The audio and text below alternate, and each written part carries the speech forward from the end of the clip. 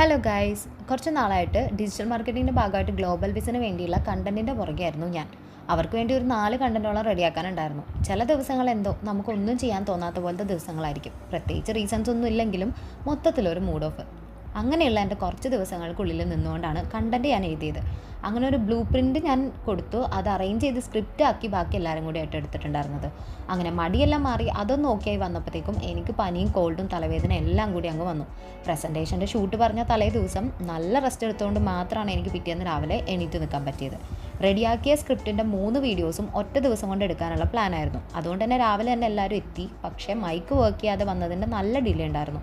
അങ്ങനെ പൊരി വെയിലത്ത് ഓരോരോ കോസ്റ്റ്യൂമിൽ ഓരോരോ സ്പോട്ടിൽ നിന്നിട്ടാട്ടോ ഷൂട്ട് മൊത്തം കംപ്ലീറ്റ് ആക്കിയത്. സാധാരണ ഇവർ ഫുഡ് വേണമെന്ന് ചോദിക്കുമ്പോഴത്തേക്കും വേണ്ട എന്ന് പറയണം. ഞാൻ അന്ന് വിശക്കണ എന്നാട്ടോ പറഞ്ഞുകൊണ്ടിരുന്നത്. പനിയൊന്നും നോക്കാതെ അതുകൊണ്ട് ബിരിയാണി തന്നെ ആട്ടോ കഴിച്ചതും. പിന്നെ അവിടുന്ന് നേരെ ഷൂട്ടൊക്കെ കഴിഞ്ഞ് ഞാൻ പോയത് സ്റ്റുഡിയോയിലാണ്. അവിടെ നിന്നൊരു ജീൻസും എടുത്തിട്ടുണ്ടായിരുന്നു.